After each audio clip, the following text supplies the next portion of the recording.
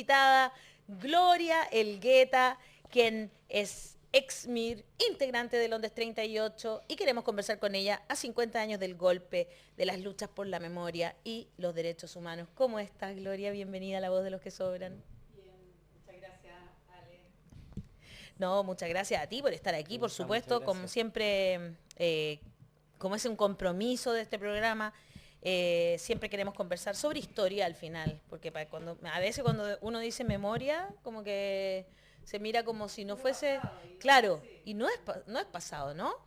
Gloria, te voy a pedir si te puedes acercar un poquito más al micrófono, porque se te escucha por el micrófono, pero estos son bien monodireccionales. Son monodireccionales. Claro. Entonces, son como los hombres, cerquita. somos monopensantes, aquí estos son monodireccionales. Ya. Bien, ahí, no sé, ¿se escucha bien? Sí, se escucha perfecto, bien. ahí sí. Ya. Hable por usted, señor Stingo. Ah, ok, por mí. Yo soy Claro, sí. monopensante. Puede ser una generalización Claro. excesiva. Innecesaria. Ah, Una claro, generación también. innecesaria, sí.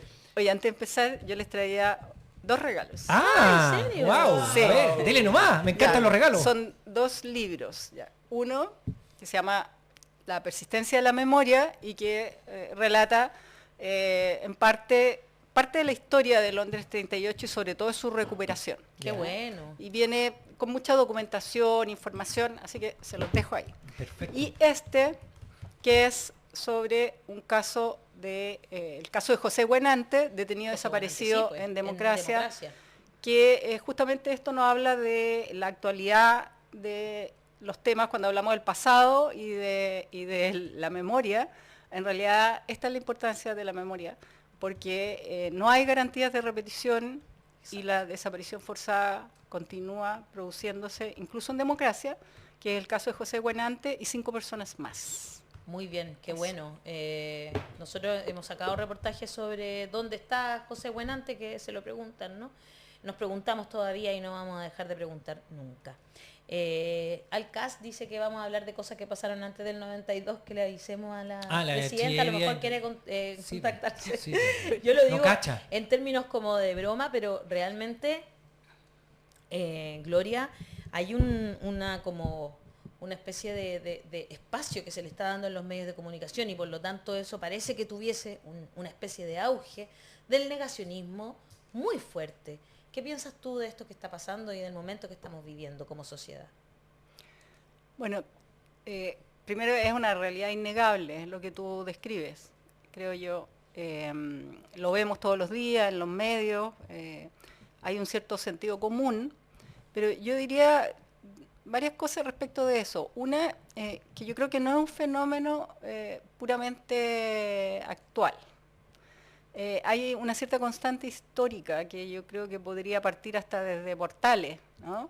De formas muy autoritarias de pensamiento y de concepciones políticas que han estado presentes a lo largo de nuestra historia. Es cosa de ver lo que significó la oposición al gobierno de Salvador Allende, en donde estas expresiones estaban muy presentes y que fueron determinantes justamente para desencadenar el golpe y conseguir los apoyos necesarios, tanto en las Fuerzas Armadas como en el exterior, con el apoyo de Estados Unidos. Claro. Entonces, yo diría que estas expresiones adquieren mayor fuerza en ciertas coyunturas, y es lo que ha sucedido ahora, probablemente en parte como una reacción a lo que significó la revuelta social de octubre, ¿no? Y eso también en el gobierno de Allende sucedió lo mismo, ¿no? Fue una reacción que venía incubándose con anterioridad, pero en ese momento, digamos, se amplió, se intensificó. Entonces, yo diría que tenemos que reconocer eso en nuestra sociedad, no solo en la clase política, ¿no? No solo en las expresiones más públicas, sino que están presentes en la sociedad esas formas de autoritarismo, por ejemplo, las detenciones ciudadanas, el maltrato, considerar que los delincuentes no tienen derechos, ¿no? Es un retroceso civilizatorio, digamos. Claro. ¿Te fijas? O sea, es como volver a la época de las cavernas, pensar de esa manera. Entonces, yo creo que ese es un problema. Y el otro problema es donde yo veo que la postdictadura, el proceso de transición que se inició, fue muy confuso en este plano.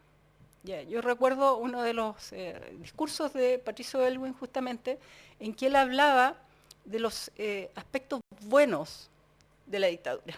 Wow. Entonces que dice, nos vamos, lo dice así, es uno de los primeros discursos, y dice, nos vamos a desechar lo bueno. Esto es prácticamente textual, entre comillas, nos vamos a desechar lo bueno, ¿ah? Pero vamos a cambiar otras cosas. Entonces, esa idea de que habían cosas buenas en la dictadura, como si se pudiera separar, eso no solo era una idea manifestada por la derecha más extrema, sino que en ese momento comenzaba a ser reconocido por la propia Concertación. Y eso, bueno, se manifestó en políticas como la profundización de algunas de las medidas y las políticas de la Concertación, como las privatizaciones o la verdad y la justicia en la medida de lo posible, ¿no? Entonces, el tema es más complejo, lo que quiero decir, que es más complejo. Ha habido más complicidades también, para Claro. que estemos en el punto que estamos ahora. Gloria, tú en la mitad del año 2020 diriges una carta al medio del Mostrador y la verdad me sobrecogió lo actual, que es lo que tú dices en esa carta y que parte de la siguiente manera. Señor director, la ignorancia es frecuentemente señalada como justificación o causa de la indiferencia o la omisión frente a la injusticia. ¿Tú crees que aquí se está aprovechando el recurso de la ignorancia? Claro, bueno, hay distintos tipos de ignorancia, creo yo. A ver, O sea, claro, estoy hay ignorantes auténticos, que yo respeto, digamos, porque no todos, o sea, no siempre sabemos todo ni podemos Claro. conocer todo, ¿no? Pero están los ignorantes de mala fe, creo yo, que son los que pudieron saber y no quisieron saber, ¿no? O los que en realidad saben y niegan que saben, ¿no? Entonces, porque parece inconcebible que personas que fueron parte de la dictadura, por ejemplo, o que fueron muy cercanos, ¿no? Como muchos de los dirigentes de la llamada derecha democrática, que yo creo que no existe en Chile una derecha democrática, fueron parte y ellos no sabían. O sea, Chadwick, incluso siendo ministro del Interior, hace una especie de mea culpa, creo que fue con motivo de los 40 años, no estoy segura, pero resulta que su mea culpa no tiene ninguna consecuencia. Entonces tampoco esa ignorancia, reconocimiento de una ignorancia y de una responsabilidad, si no se traduce en acciones que de alguna manera compensen, reparen, ¿no? esa ignorancia anterior y los actos que se derivaron de esa ignorancia, tampoco sirve de nada. Como las palabras del otro día del almirante Sí, de la masa. De la masa, claro. Sí, Comandante que en jefe de la Armada. Sí. nunca más, pero no dijo nada más. O sea, fue ahí con un grupo de personas, Isla Dawson, que sabemos que fue un centro de tortura, digamos, pero no fue capaz de decir algo que de verdad tenga un peso específico en encontrar a alguien de verdad, ¿no? Claro, sí, tienes Fueron mucha palabras, razón. ¿no? Ha habido gestos antes, lo mismo Bueno, de Cheire, Cheire, ¿no? claro. Con su discurso sobre el nunca más, pero al poco tiempo descubrimos y los tribunales establecieron la responsabilidad, la complicidad. Está acusado, o sea, condenado por encubrimiento en casos de tortura, mismo Cheire, ¿no? Entonces, en el caso del comandante, del almirante de la Armada, yo creo que sucede lo mismo. La Armada, en procesos judiciales que nosotros hemos tenido, ha negado información tan básica como nosotros hemos preguntado, por ejemplo, nombres de los comandantes que estuvieron a cargo del campamento de detenidos de Puchuncaví. Dice, no tenemos esa información. ¿Alguien puede creer que una organización tan jerarquizada Claro. como la Armada no tiene archivos de las personas que estuvieron a cargo en sus recintos? Eso es falso. Sí. Entonces, sí, son bueno, es la declaraciones misma para el institución. libro. Oiga, a ver, el año 73, 12 miembros del MIR fueron asesinados y quien está ahora condenado fue Santiago Sinclair. Santiago Sinclair, digamos, fue... ¿Quién fue? Preguntémosle a Gloria. ¿Quién fue? Sabemos que fue miembro de la Junta Militar, Claro. pero estamos hablando de una persona de extraordinario poder en su momento, que se le descubre que el año 73 en Valdivia o es responsable. ¿Cuándo ustedes lo vivieron? ¿Cómo lo sentiste tú como miembro del MIR? ¿Qué pasa con esta condena? ¿Qué pasa con todos los años que llevaban investigando? Bueno, hay varios ámbitos en tu pregunta. Absolutamente, o sea, muy abierta. Sí, no, o sea, Claro. en el sentido de que yo creo que esos asesinatos muy masivos de la primera época de la represión, o sea, particularmente durante el 73, que es la mayor cantidad de personas asesinadas y desaparecidas, después viene el año 74, digamos en segundo lugar de Claro. magnitudes, pero son masacres, ¿ya?, que no son completamente indiscriminadas, como se ha dicho, porque iban dirigidas a personas que habían tenido protagonismo social o político, y que es el caso de estos campesinos, que habían estado organizados y vinculados al complejo maderero y forestal de Panguipulli, que fue una experiencia muy interesante de autogestión en parte, de autoorganización, en donde los trabajadores tuvieron un rol en la dirección de la empresa y de su propio trabajo. Y entonces había mucho odio de parte de muchos dueños de predios de la zona que fueron denunciados también. Y eso sucedió en las zonas rurales de manera sistemática. Esto también, lo de la familia de Cast en Paine, el asesinato de decenas de campesinos también, que habían sido parte del proceso de reforma agraria. Pero ahí tiene mucho que ver los civiles, porque Claro. los que apretaban el gatillo eran los militares. Fruto Pero de un sistema de delación que tenían ahí, Sí. ¿no? De soplonaje. Y que prestaban recursos. Qué horrible. O sea, en Paine los transportes en que llevaron a los campesinos eran de empresarios de la zona. O en otros lugares sucedió lo mismo, en Laja y San Rosendo. El ¿no? buque Angamos también de la Armada que lo prestó Ricardo Claro. Ay, Eso y también los es conocido. bus y los camiones frigoríficos en que trasladaban presos de Londres a Tejas Verde eran de la empresa pesquera Arauco. Claro. Increíble. Entonces, esa es la... Bueno, pero me fui... Sí. Sí. Tú das la Sí, sí, pregunta. sí, sí. Pero lo que vemos que es necesario establecer y ojalá referirse siempre a una dictadura cívico-militar, una dictadura Sí, civil-militar. claro, sí, Es claro. súper necesario decirlo así, ¿no? Y más en este año, ¿no? Sí, pero y lo segundo que iba a la importancia de este fallo. Yo creo que nosotros, y yo particularmente, he sido muy crítica de la justicia y de los tribunales que han llegado demasiado tarde. Sí. Por supuesto. Y además La justicia no que han- llega tarde no siempre es justicia. y además no han establecido la verdad. O sea, lo que se han Exacto. limitado a establecer es el paso de las víctimas por los centros de detención, y no se ha establecido la verdad sobre los detenidos desaparecidos, salvo en unos cuantos casos.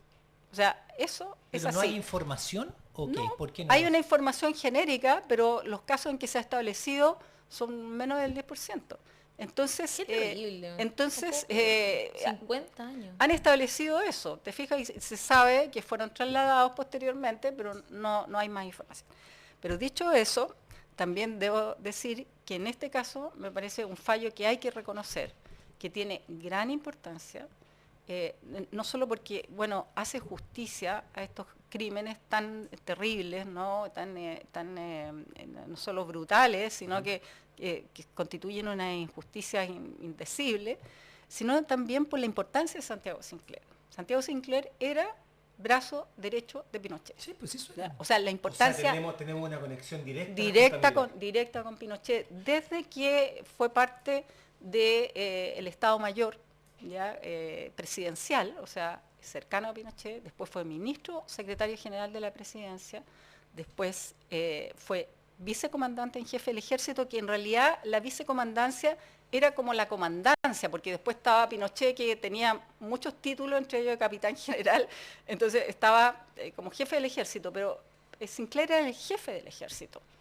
Desde Él era el que daba las órdenes. Era el Porque el que otro era daba- presidente, que- estaba en otras cosas, estaba en la moneda, no estaba en los Claro, regimientos. y él Exacto. no solo es responsable de estos crímenes, también tuvo participación en dos cosas que me parecen muy graves, que es el asesinato y desaparición de los cuerpos, los lanzaron al mar, de los 5 frentistas en el año 87.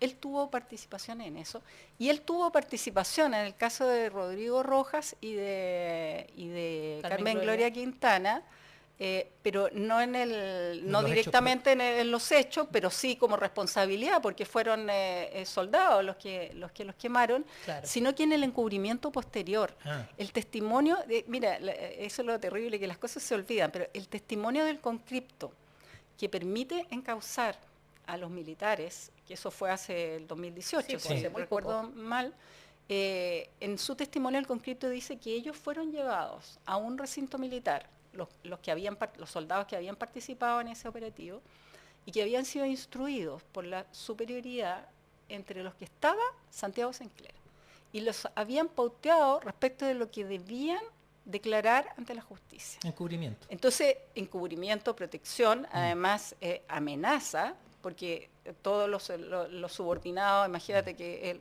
el jefe del ejército te dice que tienes que cambiar tu declaración, ¿qué es eso? ¿No? Entonces es muy grave, pero la responsabilidad política de él, que después además cuando terminó su periodo como vicecomandante y fue llamado a retiro, pasó a ser senador designado. No, sí, eso lo durante 8 años. O sea, es que 8 años, sí, más imagínate. Y hay algo también que anoto, porque usted está hablando de un caso del año 87. El año 88 Sinclair pasa a formar parte de la Junta de Gobierno. Claro. Entonces, aquí hay una conexión directa. Yo no sé si qué otro, y me encantaría abusar de su memoria y ver qué otro caso tan emblemático como este podemos encontrar, Gloria. O sea, bueno, yo... O tan esclarecedor. Sí, tal vez. tengo... Mucho, ¿no? No, al revés, No voy a tanto. decir que es más limitado. Probablemente Ya, ok. conozco estos casos que les señalaba, pero también está el caso de los campesinos de Chigüío, que es una situación muy similar a la de ¿Panguipulli? de Panguipulli, en que un grupo de campesinos fueron asesinados por fuerzas del ejército y fueron enterrados en un lugar. Y eso fue conocido por campesinos de la zona donde habían sido enterrados. Y entonces después, cuando viene esto del retiro de televisores, que era esta Forma absurda de retirar los cuerpos no, porque no los De pillan. deshacerse de la pero víctima, además finalmente, ¿no? no sé, el concepto en clave, ¿no? De los Sí, nombres que le qué ponían onda, a los ¿por qué? operativos es muy perverso. Qué perverso, sí. Entonces, que yo creo que es la idea de sacar de la visibilidad, Sí. ¿no? De ocultar, o sea, retiro de televisores, que no se vea, lo que pasó. Y entonces Claro. ellos El simbolismo que está detrás de esa frase. desenterraron esto y aparentemente tiraron los restos, que ya no eran cuerpos, Mar. a los ríos. Ah, A los ríos, río. porque los ríos también Claro, Van- llegan al son, mar igual, claro. Claro, todo Chile es un cementerio. O sea, uno lo puede ver así, porque en todas partes yo me hay. Bueno, siempre- Lonquén, que los enterraron en el horno. Usted Claro. hablaba En la al Cuesta principio, Barriga, ¿no? Gloria. También hay... Claro, en la ahí Cuesta- también, ahí otros sí, campesinos cerca muertos. de y Curacaví se habla de que En hay recintos un militares lugar, como claro. Peldehue, por ejemplo. También. Bueno, sí, en Paine también. Sí, pues, Sí, Paine. pues, ¿cómo olvidarlo? Hoy también se habla mucho de al principio, me acuerdo siempre de la dictadura, que gente que decía que en las orillas del Mapocho, ¿no? Se encontraban con cuerpos. muchos cuerpos. Sí. Usted decía adelante que al principio, 73, 74 son Los años los años peores. más mortales, letales, por decirlo de alguna manera. Sí. Y después al final también, hubo como toda esta ola que vino después del atentado en el Cajón del Maipo, ¿no? Ah, la Fallido matanza de atentado. Corpus Christi. Claro. Claro, sí, o sea, yo diría que durante toda la dictadura fue cambiando las modalidades de represión, pero en términos cuantitativos fueron esos 2 años los primeros, los más, como dices tú, letales, pero fue una cuestión permanente. Lo que pasa es que fue cambiando el foco. En las protestas, por ejemplo, hubo mucha gente que estaba solamente manifestándose y que fueron asesinados. Sí, nos han preguntado mucho, y aquí, porque siempre me gusta agarrar preguntas del público, sobre cómo funcionaba operativamente Londres 38. Como que lo han preguntado como mucho, centro de como centro detención. de detención y de tortura, efectivamente. Que Londres 38, digamos, su especificidad, porque cada recinto tuvo un rol dentro de este conjunto, en que cada centro era un eslabón de un proceso represivo muy amplio. Pero respecto de la región metropolitana, Londres 38 fue el primero, podríamos decir, con esas características, y por lo tanto, desde donde se comenzó a implementar sistemáticamente la desaparición forzada como método, ¿no? Porque durante el 73 hubo muchos asesinatos y lo que se llamó como ejecuciones sin entrega del cuerpo, pero que se informaba a los familiares, incluso les daban un certificado de función, una cosa bajo esta figura bastante macabra de los consejos de guerra, ¿no? Claro. Supuestos consejos de guerra. Que el caso no, este. Que este el caso, claro. Claro. Entonces, ese fue, ellos ahí comienzan a implementar la desaparición forzada sistemáticamente, y sobre los casos del año 74, y dentro de eso los de Londres, porque hay otros centros que comienzan a funcionar en ese periodo, sobre esos casos no se ha encontrado restos de ninguna víctima. O sea, esos casos no hay nada de información. Lo que se conoce son casos posteriores, del año 76, ¿no? Entonces, pero eso es la DINA. Es la DINA. La DINA, que además el ejército actual, y aquí recordar, esto es muy importante, que Martínez Menantó, que fue el comandante en jefe del ejército anterior a este, el día antes que tuviera que renunciar porque lo estaban procesando por fraude, dio a conocer un documento larguísimo de 50 páginas, no sé si ustedes lo vieron, pero que pasó un poco colado, para mi gusto. Porque incluso siempre es más importante que roben que maten. Claro. Sí, pues, no, claro. Obvio. Sí. Claro.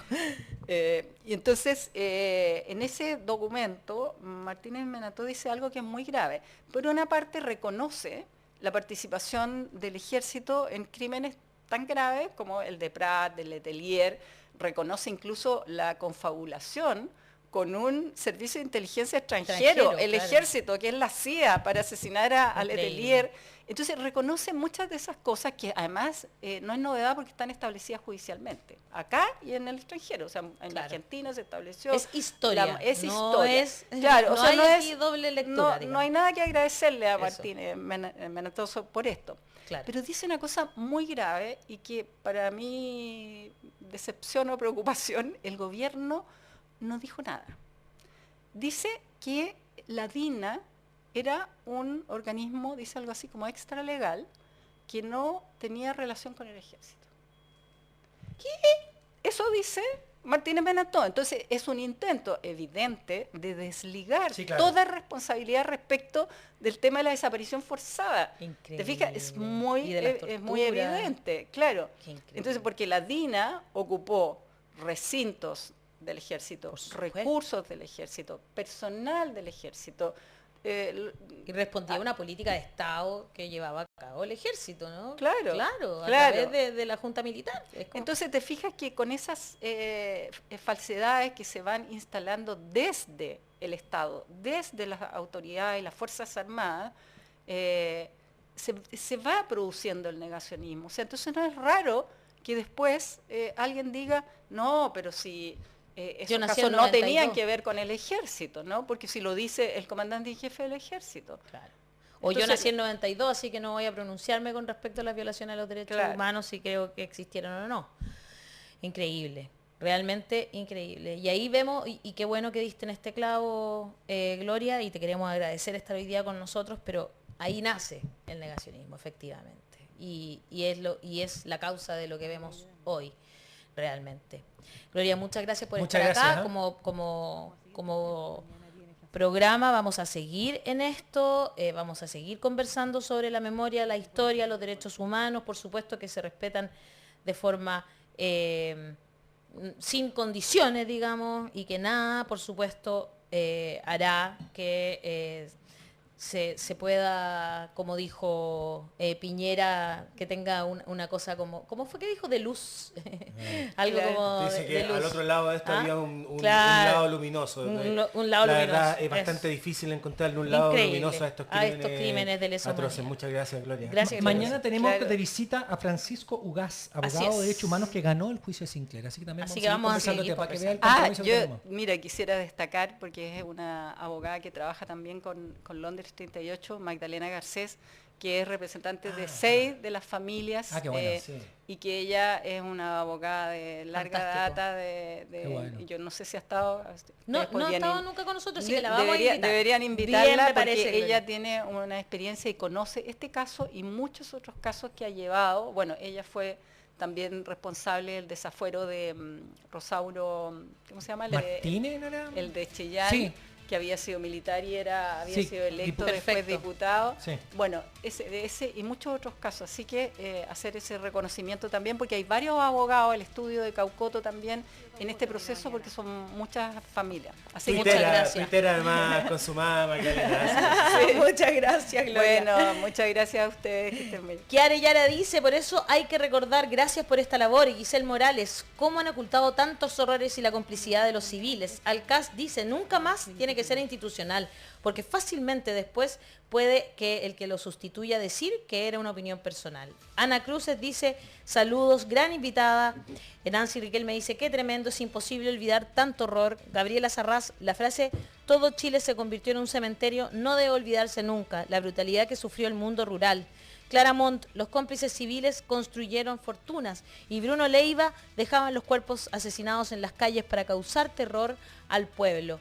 Y nos recuerda al cast también que El Botón de Nácar, que es una gran película, gran documental, está en Netflix, ¿ah? Exacto. El Botón de Nácar y... ¿Y otro más? Ah, sí, no sabía que eran 3. Yo sabía Son del 3. Botón de Nácar, pero no sabía el No, otro. la Cordillera de los Sueños está también en Netflix. El Botón Eso de- estoy diciendo. Eso. Este fin de semana Ayer lo la acaban vi. de subir. El Por eso Botón lo de estoy Nácar, La Cordillera de los Sueños y uno más. Que No para me que acuerdo. para que entren Nostalgia de la Luz. y lo Nostalgia vean de la Luz. y lo vean y también entren a ver esta trilogía. Muy